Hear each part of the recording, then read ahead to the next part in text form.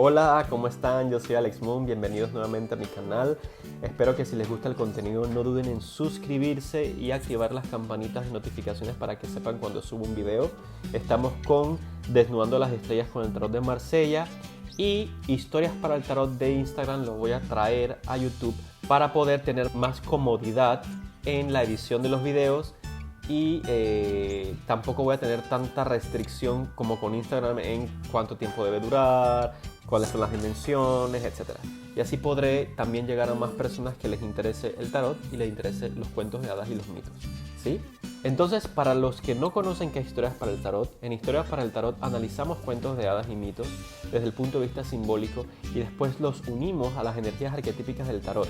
Y de esa manera podemos imprimirle más energía a nuestras tiradas, a nuestra visión del tarot, sumándolo a el simbolismo de los cuentos de hadas, aparte de que estudiar los cuentos de hadas desde un análisis simbólico enriquece muchísimo el espíritu, el alma y hace un ejercicio mental muy importante que también nos ayuda a comprender el simbolismo del tarot. Así que pues espero que les guste mi trabajo.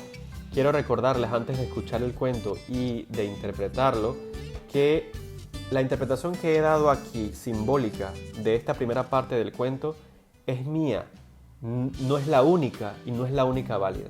Si ustedes les gusta interpretar cuentos de hadas de la manera como yo lo hago y encuentran una visión distinta, por favor coméntenla, por favor compártanla, porque eso enriquece muchísimo más.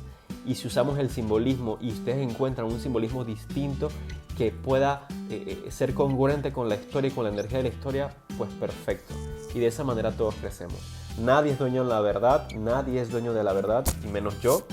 Así que pues, bienvenidos sean todas las interpretaciones de cuentos de hadas y más si los podemos aplicar posteriormente al tarot.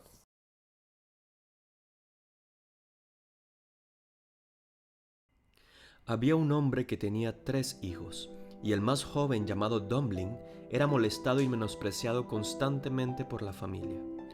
Pasó que el hijo mayor quiso ir al bosque para cortar madera, y antes de ir su madre le dio una elaborada torta y una botella de vino para que no sufriera ni de hambre ni de sed. Cuando entró al bosque se encontró con un pequeño anciano de cabellos grises, quien le saludó con amabilidad y le dijo: «Dame un poco de la torta que llevas en el bolsillo, y déjame tomar un sorbo de tu vino. Estoy hambriento y sediento». Para ser prudente, el joven respondió: «Si yo te doy de mi pastel y vino, no tendré para mí.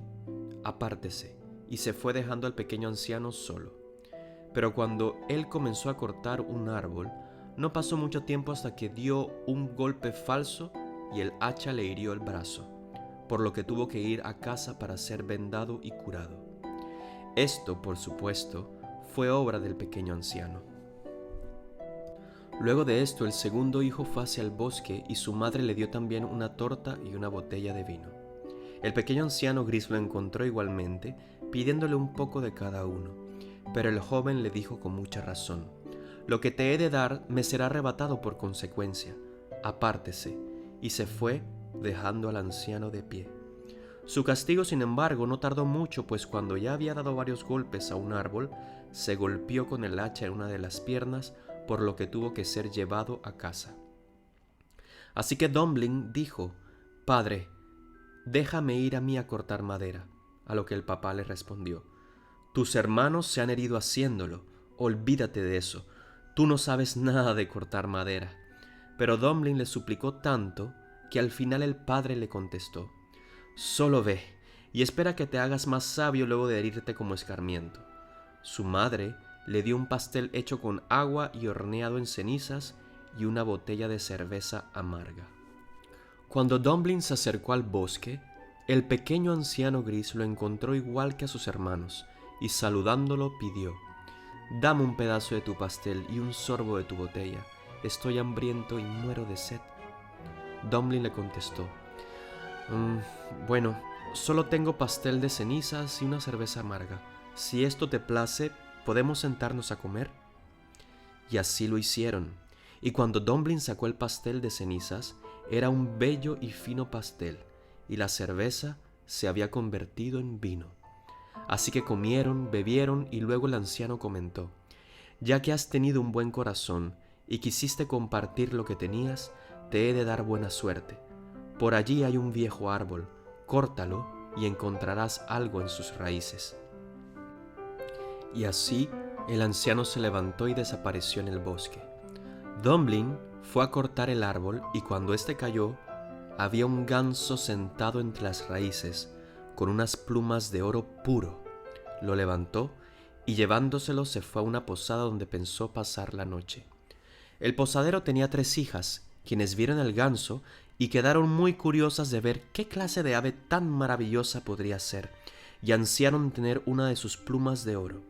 La mayor de las hermanas pensó: «Esta noche encontraré la oportunidad de sacarle una pluma».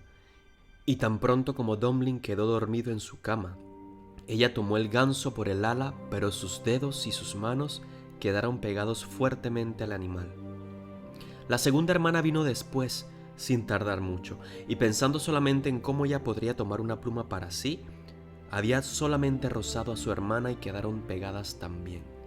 Finalmente la tercera también se acercó con la misma intención y las otras gritaron rápidamente: «¡Aléjate!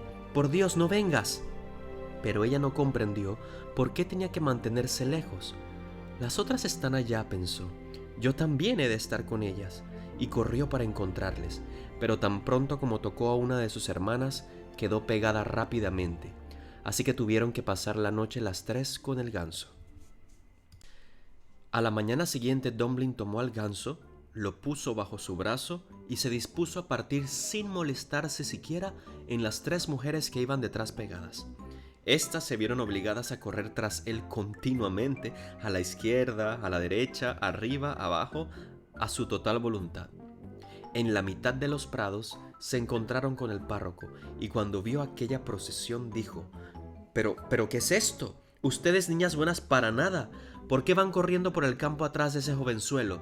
¿Es acaso eso decoroso?», decía al mismo tiempo que agarró a la más joven por la mano para poder jalarla lejos de Dumpling, pero tan pronto la tomó, quedó igualmente pegado, viéndose obligado pues a correr detrás. No pasó mucho hasta que el sacristán los encontró, y cuando vio a su maestro corriendo detrás de las mujeres quedó atónito y lo llamó diciendo: «¡Oh, su reverencia! ¿Para dónde se dirige tan apurado? No se olvide de que tenemos un bautizo hoy». Y corriendo tras él, lo tomó por una manga, pero también quedó pegado. Mientras los 5 iban trotando uno detrás del otro, 2 obreros venían saliendo de los prados también. El párroco llamó y suplicó para que lo liberasen a él y a su sacristán, pero tan pronto como los obreros tocaron a este último, quedaron también pegados, y ahora eran 7 los que corrían detrás de Dumpling y el ganso. Poco tiempo después él llegó a una ciudad donde el rey gobernante tenía una hija que era tan pero tan seria que nadie la podía hacer reír. Así que él decretó que quien fuese tan hábil de hacer a su princesa reír podría desposarla. Cuando Dumpling escuchó esto, fue inmediatamente con su ganso y todo el tren ante la hija del rey, y tan pronto ella vio aquella procesión de personas, una detrás de la otra, comenzó a reír tan amplia y ruidosamente que quedaba sin aliento. Ante esto Dumpling solicitó desposarla y se celebró la boda.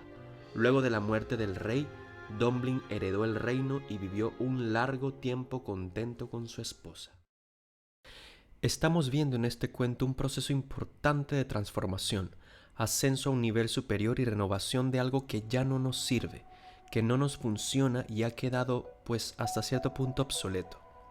Ya verán por qué digo esto luego. Este proceso evolutivo se ve en muchos otros cuentos de hadas, y es que tenemos que recordar, antes de entrar en materia, que los cuentos, desde el punto de vista del psicoanálisis junguiano, son expresiones orales de la humanidad, basadas en el rico simbolismo que yace en el inconsciente colectivo de diversas culturas, y que a través de la tradición se ha esparcido en el mundo y ha trascendido en el tiempo. Lo mismo sucede con los sueños. Ellos son gritos de nuestro inconsciente, el cual reacciona ante cosas que pasaron en nuestro día a día, en nuestro consciente, y que debemos resolver. O, la otra opción, es que el inconsciente de manera independiente y creativa es capaz, muy capaz, de crear sueños o una chispa de inspiración para poder eventualmente destronar un concepto que ya es obsoleto en nuestro día a día, sin tener que previamente haber vivido o haber tenido una experiencia en nuestro consciente. De manera que el inconsciente no es simplemente un basurero o un receptáculo de deseos reprimidos, complejos o traumas. Es mucho más grande y rico que eso, créanme que sí. Pero bueno, nuestro inconsciente todas las noches crea sueños únicos y fantásticos, muy ricos en simbolismo, para que sanemos nuestras vidas y seamos mejores. Otra cosa es que no los tomemos en cuenta pues para nada. Los cuentos de hadas tienen el mismo objetivo, ya que muchas culturas cuentan cuentos para el bienestar de la tribu y bajar la ansiedad y el dolor de la vida. Cómo quisiera sentarme en mi pueblo y escuchar los cuentos de los abuelos o de los antiguos sabios. Como los cuentos de hadas trabajan con simbolismo, funcionan igual que un sueño y son igualmente capaces de sanar. Pero entonces, ¿qué sucede con la ya conocida moraleja de un cuento? Según Marie-Louise von Franz, un cuento de hadas va más allá de la moraleja social y cultural que yace en la mera concepción de lo que está escrito y nada más. Pero, si vamos más allá en el cuento y mucho más profundo, a su simbolismo y cómo cada símbolo interactúa con otro, nos daremos cuenta que al igual que los sueños, los cuentos tratan de sanar algo que está mal en la humanidad, en la sociedad, en la familia o inclusive en una persona. Pero ¿por qué los cuentos hacen esto?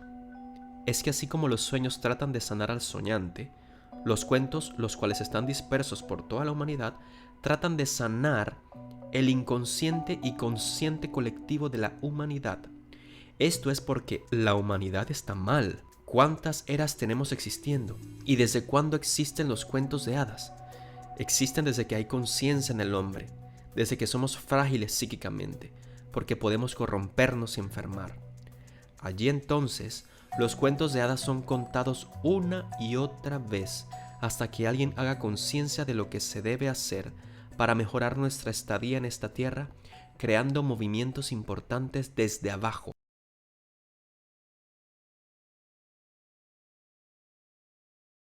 Ahora, entrando en materia, comencemos, pero quiero comenzar desde el final para poder explicar un concepto que necesito que entiendan y comprendan antes. Vemos que en este cuento, al final, nos dicen que hay un rey que tiene una princesa que no ríe y está triste. De manera que el rey está tratando de arreglar este problema para poder que su reino funcione y él pueda reinar adecuadamente. Y en muchos cuentos de hadas, el rey siempre tiene un problema, ¿sí? Y este problema generalmente o lo mencionan al principio o al final del cuento.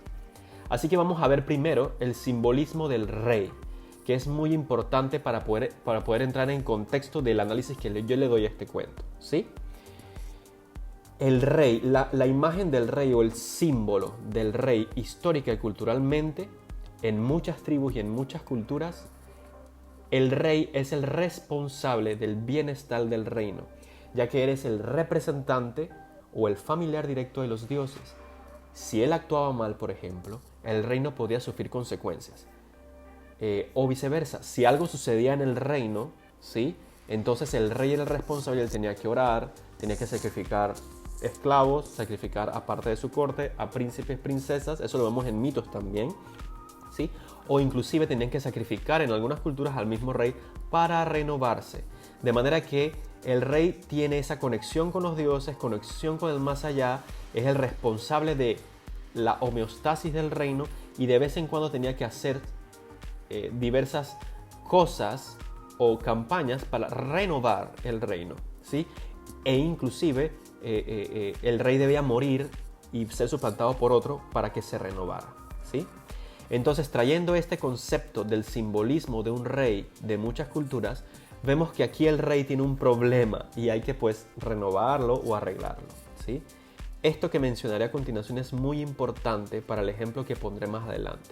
Además, ¿qué otra cosa podría representar el rey y su reino en los cuentos de hadas? Según los analistas y los psicoanalistas junguianos, el rey en los cuentos de hadas representa el concepto del consciente colectivo, que es muy dogmático y que puede estar o llegar a ser obsoleto a lo largo del tiempo. Sí, esto recuerda, por ejemplo, a un papa o a un hierofante invertido en el tarot, ¿sí? Pero entonces, ¿a qué me refiero con consciente colectivo? ¿Sí? El consciente colectivo son conductas morales o sociales o la simple idiosincrasia de algún país o cultura que los hace diferenciarse de otro país o de otro grupo de personas y que esa conducta los hace moverse y comportarse como un único organismo, ¿sí? Dentro del mundo. Por ejemplo, imagínense, algo del consciente colectivo es que sabemos que todos los ingleses toman té en algún momento del día todos los días, y eso todos lo sabemos, ¿sí? O la mayoría de las personas lo sabe. Eso es algo del consciente colectivo, ¿sí? O algo más global, otro ejemplo más global del consciente colectivo, el concepto de que el hombre vale más que la mujer, ojo, ese concepto que ha reinado a lo largo de los siglos y milenios es parte del consciente colectivo, ¿sí? Entonces, muchas veces estas conductas del consciente colectivo pueden ser destructivas en una sociedad o en una persona y se vuelve obsoleta y debe renovarse. Entonces, en este cuento de hadas podemos ver simbólicamente el rey como un aspecto de la sociedad, de la humanidad o de una persona, si lo queremos ver desde macro a micro, que debe renovarse, que está obsoleto, algo del consciente de la sociedad. Vamos a poner un ejemplo más adelante. Entonces, porque necesita ser renovado, la princesa no ríe, no funciona, ¿sí? Entonces podemos también interpretar a la princesa como un aspecto femenino de la sociedad que no está y no puede engendrar nada, no puede crear nada, ¿sí? Además de que en el cuento no se menciona tampoco que hay una reina, ¿sí? Pero el único femenino del reino de ese gobernante es una princesa que está trastornada por alguna razón, ¿sí? Entonces, para que el reino regrese a su funcionamiento, debe renovarse el rey y que tenga a su consorte, ¿sí? Entonces, haciendo la analogía, para que haya una sociedad mejor dentro del consciente colectivo, moral, conducta, formas de pensamiento evidentes en toda la sociedad humana, debemos cambiar algo e integrar opuestos y dualidades. Entonces, esa es la misión del cuento, ¿sí? Que hay algo que tenemos que cambiar en nuestra mente. Puede ser desde lo individual a lo colectivo, ¿sí?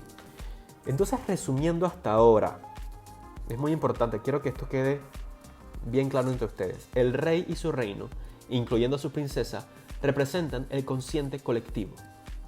El resto del cuento, ¿sí? Es imagen y reflejo del inconsciente colectivo, ¿sí?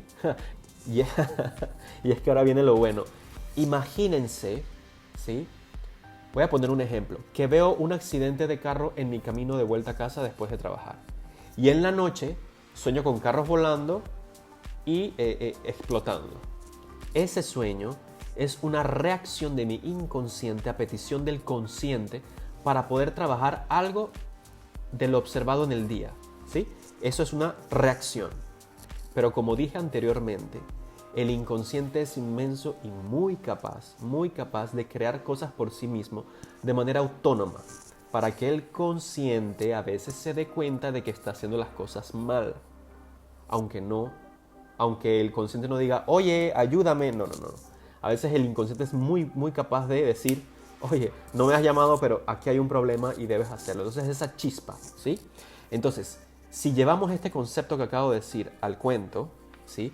El rey, por ejemplo, no manda a pedir ayuda. Lo único que hace es un decreto. El que venga por si acaso y hace reír a mi hija, ¿sí?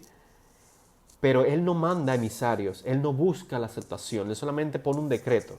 Es una puerta abierta para que lleguen soluciones. Entonces la ayuda llega a su reino en forma de una chispa creativa que emerge de la nada, ¿sí? Desde muy profundo del inconsciente a renovar las cosas, ¿sí? Entonces, este cuento en particular es muy singular y original en este sentido, ¿sí? Porque hay muchos otros donde se comienza. Érase una vez un rey que estaba muriendo y envía a sus hijos por las aguas de la eterna juventud. Entonces aquí sí vemos que el consciente, ¿sí? El reino, el consciente, solicita ayuda al inconsciente para que reaccione en un proceso compensador y sanador a través de los sueños o experiencias, ¿ok? Ahora, tomando en cuenta esto que acabo de decir, vamos a irnos al inicio del cuento. Y tomando en consideración lo que acabo de mencionar, ¿cuál sería esa chispa creativa del inconsciente que emerge espontáneamente sin que el rey o el reino o el consciente colectivo lo solicite para compensar la situación? ¿Sí? Eso que sale, emerge desde lo profundo de la tierra como una semillita a brotar. Esa chispa es Dumpling, con la ayuda del ganso. Y de hecho, esas chispas espontáneas generalmente son rechazadas por el resto del consciente, ¿sí? Por el simple hecho de ser novedosas, peligrosas, diferentes y poco conocidas. Pero son muy útiles porque por algo salen. Entonces este rechazo lo estamos viendo en forma de los padres y los hermanos, que son parte de la idiosincrasia de cómo se maneja el reino y cómo se maneja la sociedad conscientemente a lo largo del tiempo, ¿ok? Pero fíjense en algo. Si ya dijimos que el reino en peligro representa ese consciente de la humanidad que está mal y hay que cambiar, y aquí les voy a traer el ejemplo. ¿Qué cosa de nuestro consciente de la humanidad nos está pasando ahorita que urgentemente es una bandera roja y una luz roja para que cambiemos como humanidad? ¿Sí? La pandemia y cómo nos ha cambiado la vida. Lo dejo hasta aquí. Ojo. Entonces, eso es el consciente. Todo lo demás, Dumpling, su familia, el viejo, el bosque, el párroco, las niñas, el ganso, todo representa el gran mar inconsciente de donde surgen las cosas y los sueños. Entonces, el hecho de que de la casa salgan dos hermanos a tratar de cortar madera y fallen una y otra vez, significa que el inconsciente ya tiene mucho tiempo de estar tratando de cambiar algo hacia arriba, hacia algo mejor, de hacer algo, de lograr algo nuevo, pero en vano. Entonces, es algo que el inconsciente pues, no trata de procesar bien y hasta que finalmente sale la chispa adecuada. La chispa adecuada.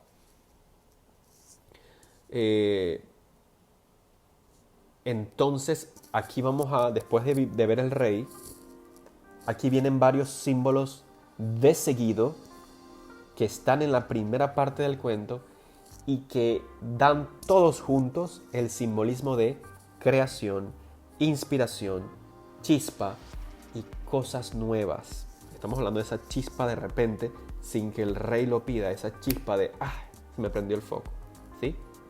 Repito, ya vimos al rey como algo obsoleto que hay que cambiar. Ese es el simbolismo del rey. Segundo símbolo, la madera. El hecho de cortar madera simbólicamente a lo largo de las eras, ¿sí? La madera es la materia prima de muchas culturas primitivas, inclusive hasta el día de hoy, para todo, incluyendo hasta para hacer el papel de los libros, ¿sí?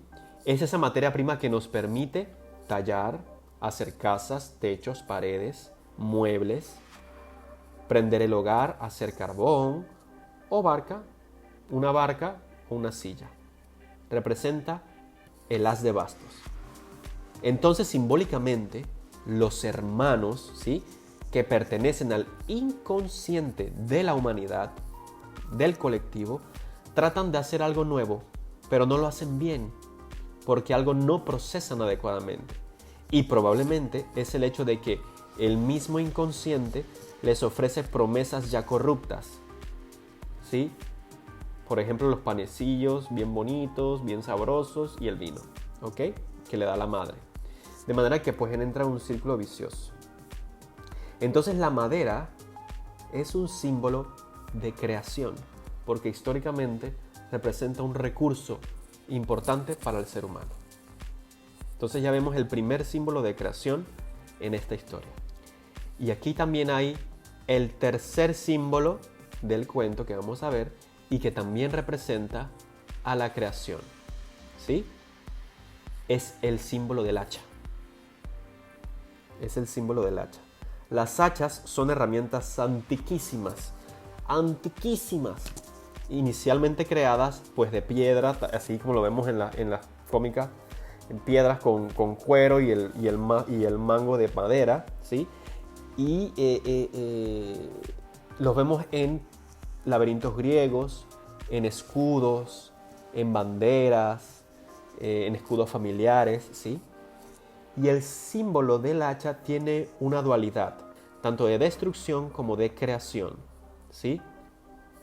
En muchas culturas al hacha se le decía piedra trueno. ¿Por qué? Porque cuando chocaba con otra superficie dura, creaba chispas que se parecían pues, a los truenos. Y los truenos, ¿con quién los relacionaban los antiguos primitivos? Con los dioses, ¿sí? Por eso es que le adjudicaron hachas a muchos dioses. Y los dioses creaban la tierra y también destruían la tierra. Y los truenos también traen creación porque generalmente vienen asociados a tormentas y a lluvias, y la lluvia pues riega la tierra y trae vida, ¿ok?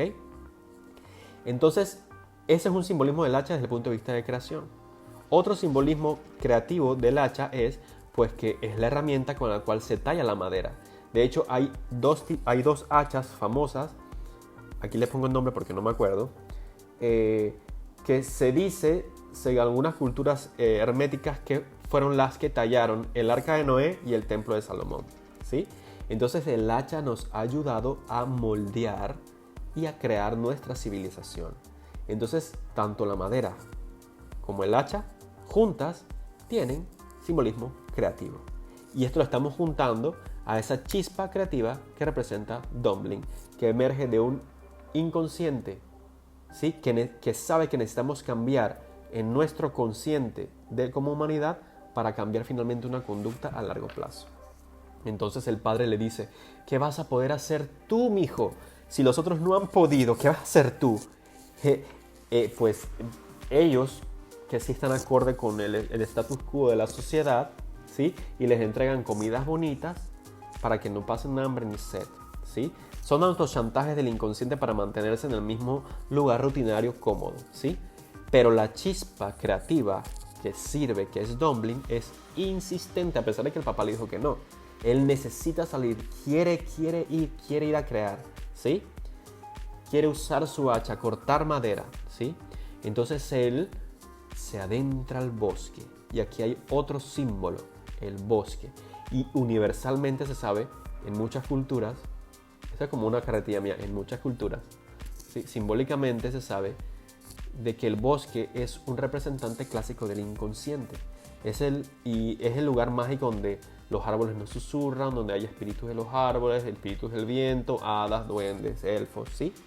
Y que nos hablan, y que nos dan consejo, y que nos dan augurios. Y eso representa simbólicamente el inconsciente, es meterse en lo oscuro, ¿sí? De donde ya no tienes control de nada y todo tiene control sobre ti, ¿sí? Entonces el bosque simbólicamente en este cuento representa el inconsciente.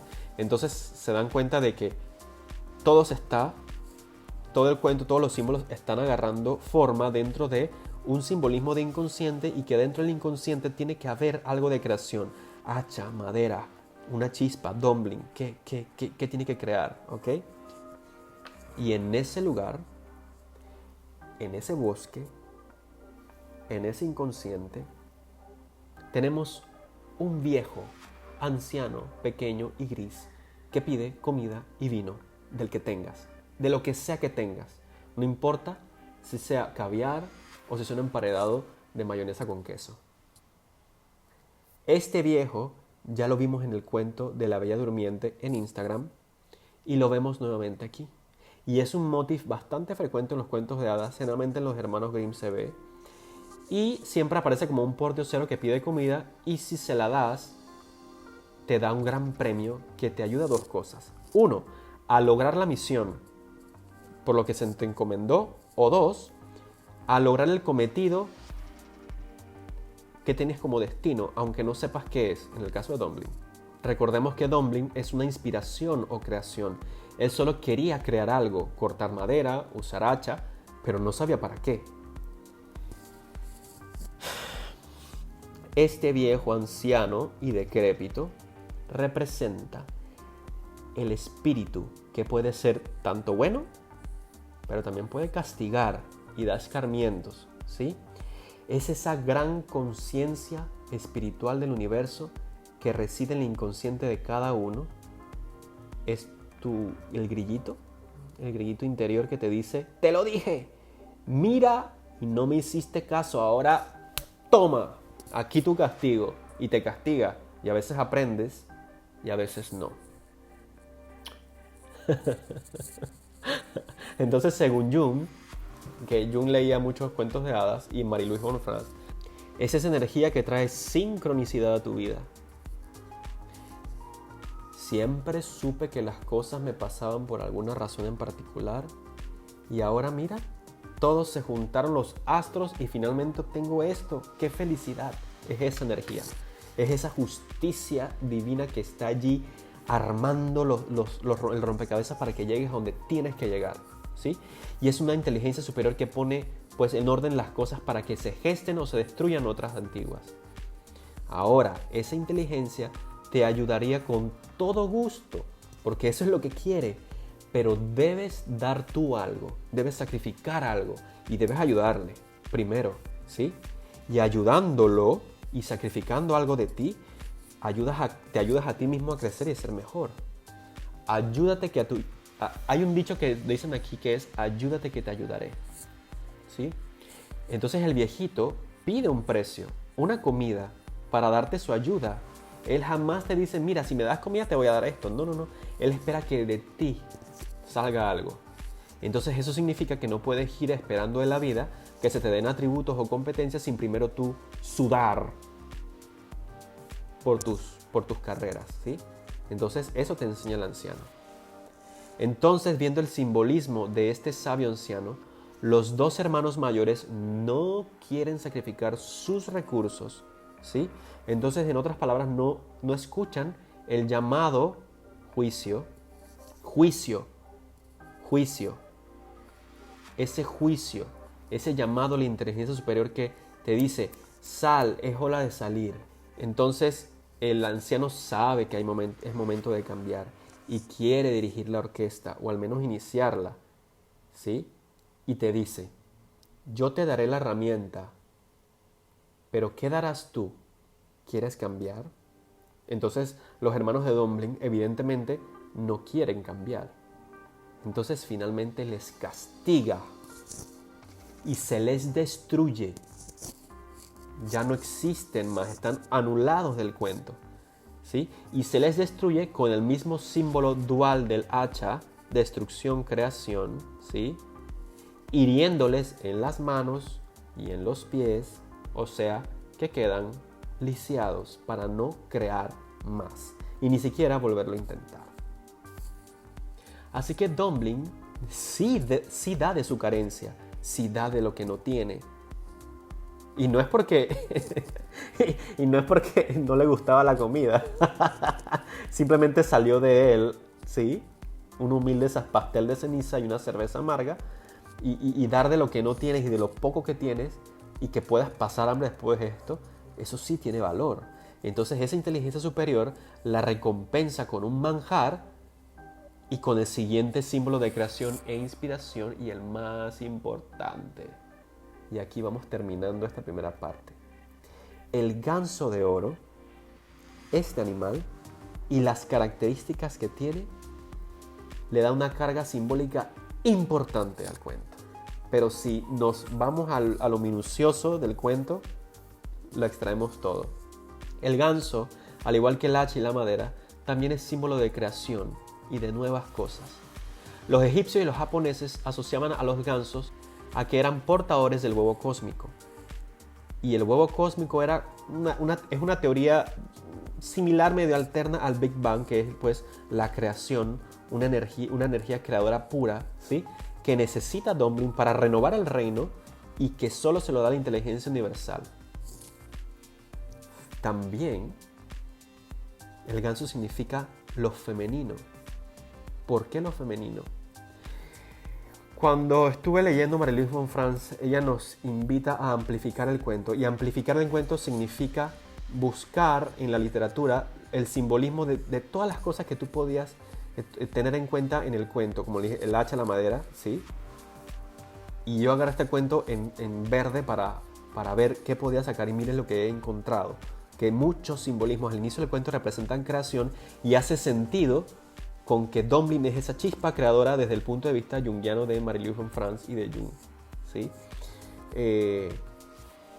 Entonces en ese contexto de amplificación, también ella te dice, busca en cuentos paralelos otros cuentos donde hayan gansos, donde haya oro, donde hayan plumas de oro, donde hayan mujeres, para ver qué sucede. Entonces busqué todos los cuentos donde hayan gansos y todos los cuentos donde haya oro, y vamos a ver el oro después.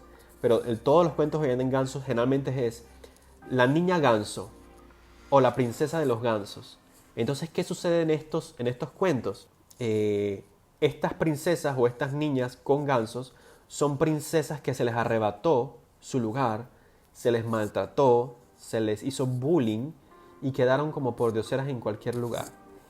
Y perdieron su destino, perdieron su camino, perdieron su norte. Y acuérdense que los gansos viajan en grupo y migran a lugares cálidos y tienen un norte y tienen pareja estable y representan la nutrición, representan la creación, representan la procreación, la belleza, todo lo femenino. La colaboración, porque si ven, busquen en YouTube por qué los gansos viajan o migran en esta conformación de volar, de vuelo, ¿sí? Y es una colaboración. Y todo esto son energías femeninas. Pero ¿qué sucede con estas niñas en los otros cuentos cuando de repente se les pone a cuidar gansos? No sé por qué, pero lo encontré y de verdad que cuando yo leí esos cuentos y yo antes he leído a Marie-Louise von Franz y decía, esta mujer cómo saca todas estas ideas, pero el hecho de yo hacer ejercicio mental, de buscar por qué los gansos, qué tiene que ver los gansos y por qué siempre en los cuentos hay niñas y gansos, niñas y gansos. Y es que, obviamente los cuentos no lo explican, pero cuando esa niña comienza a cuidar a los gansos y los gansos están rodeados de ella, los gansos no hacen nada, simplemente los cuida. En los dos cuentos que leí, drásticamente o poco a poco, ellos comienzan a reencontrar o a recordar de dónde vienen, su propósito, de dónde son, que en realidad son princesas, y resuelven la situación y al final encuentran su lugar. Entonces es esa restitución de la femineidad, de su dirección de vida, de colaborar con su reino. Entonces el estar rodeado de gansos representa el encontrar nuevamente su camino y el crear nuevamente cosas para lo cual ella había nacido. Entonces en Grecia los gansos eran consagrados a Afrodita y en Roma a Juno, ¿sí? Entonces representaban la belleza femenina, el amor, la procreación, la lealtad, la comunidad, la colaboración, la delicadeza y la fidelidad. No saben lo fieles que son los gansos. Eso haciendo amplificación con cuentos paralelos y en simbolismo del ganso. El oro, también hice amplificación con el oro en cuanto al simbolismo del oro y también en otros cuentos. Y pues el oro es símbolo universal de conexión con los dioses y con lo sagrado. Si tienes oro, eres Dios. Y si eres de oro, eres familia de los dioses. Entonces esto le da una connotación sagrada a ese ganso de oro que se encontró Domblin, ¿sí? Ah, se me olvidaba. Entonces si el ganso representa lo femenino, entonces el hecho de que esa niña, esa princesa que está amargada, vea ese ganso con el resto de personas, es que le entra de vuelta el espíritu de lo femenino que tiene que renovarse en ese reino para que funcione el reino. Entonces aquí vemos también ese simbolismo de que Domblin lleva a ese ganso, de ese símbolo del femenino, a la princesa de ese reino para que la princesa despierte.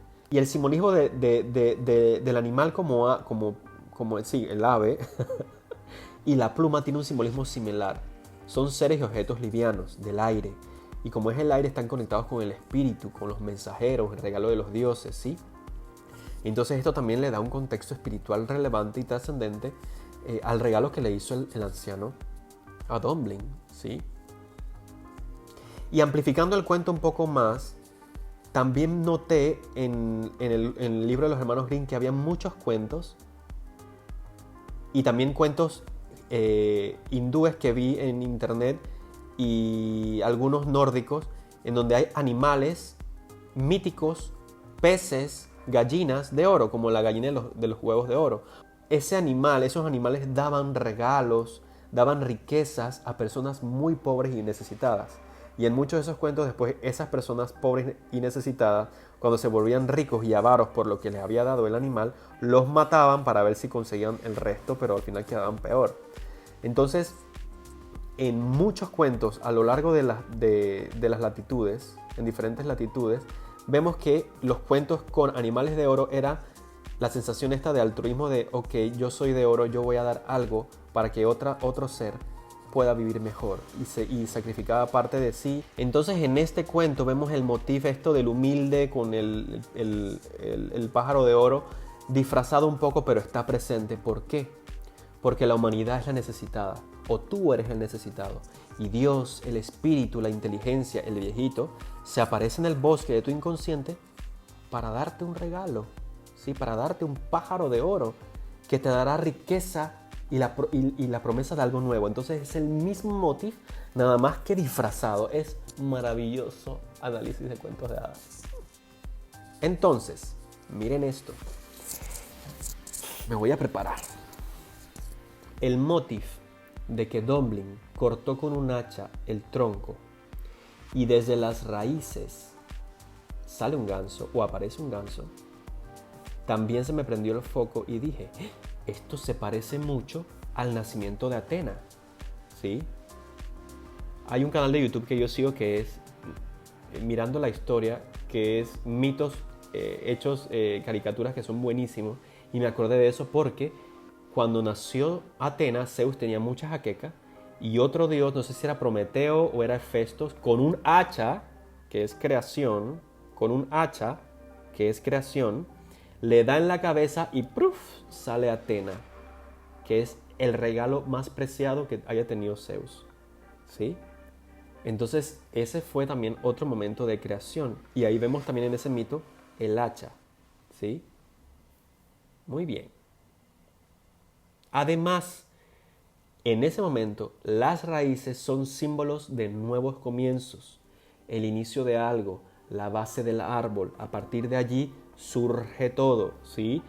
Yo siempre digo que el principal órgano de los árboles es la raíz. Las hojas son como lo que absorbe el alimento, ¿ok? Entonces, toda esta escena del cuento de hadas es para simbólicamente darle cabida a la creación de algo nuevo y necesario para nuestra humanidad. O si lo quieren ver personal, también sirve. Como es arriba es abajo y como es afuera es adentro. También puede suceder. Bueno, entonces he hablado de tantos símbolos, pero vamos a aterrizar y seguiremos con el ejemplo de la pandemia para comprender. Y también voy a poner el ejemplo del tarot con la pandemia. Escuchen esta analogía con el análisis del cuento. Tenemos una situación aparatosa, infértil, que nos ha colocado a cada uno de nosotros en un jaque mate, al límite, y que ha cambiado nuestra manera de ser, exteriormente, interiormente como sociedad. Este es el consciente colectivo, esta es la situación que estamos viviendo ahora, lo que sabemos todos.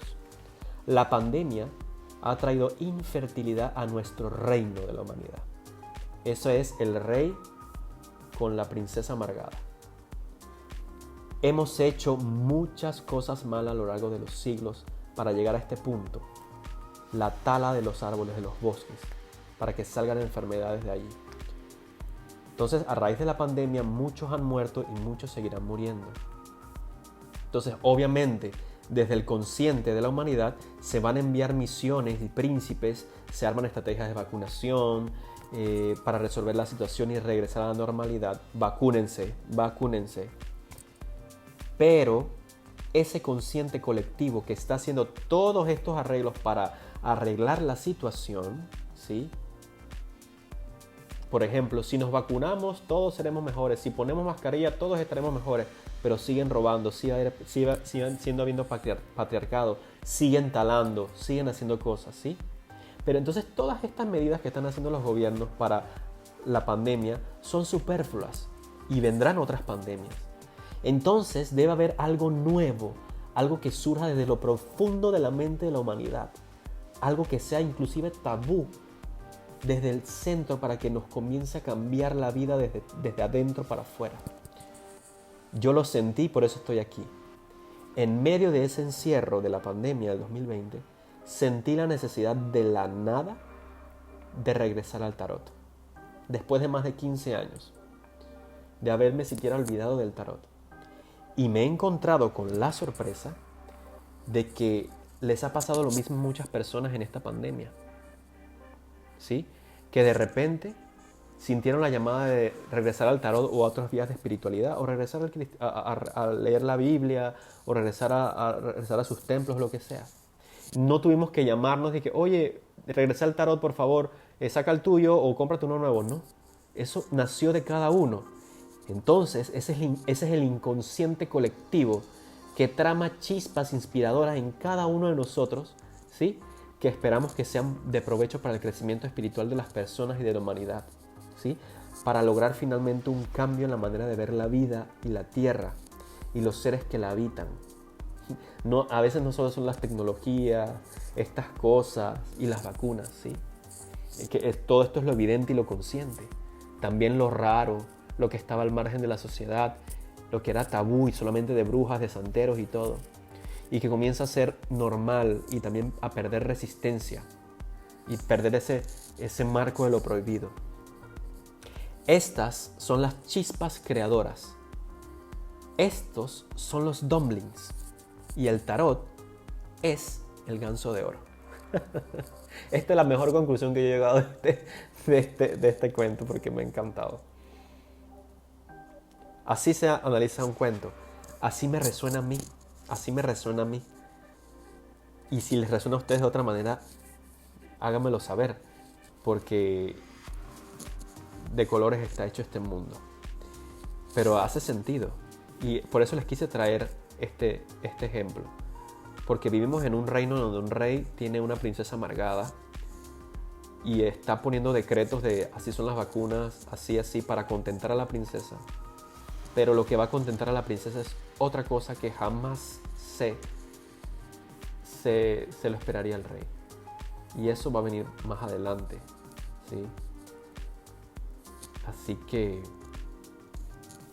esa es la interpretación que le di, la analogía, para que ustedes comprendan por qué yo quise hacer esto de la chispa creadora, los símbolos de creación al inicio del cuento, que al final se van a encontrar sorpresivamente con que hay un reino que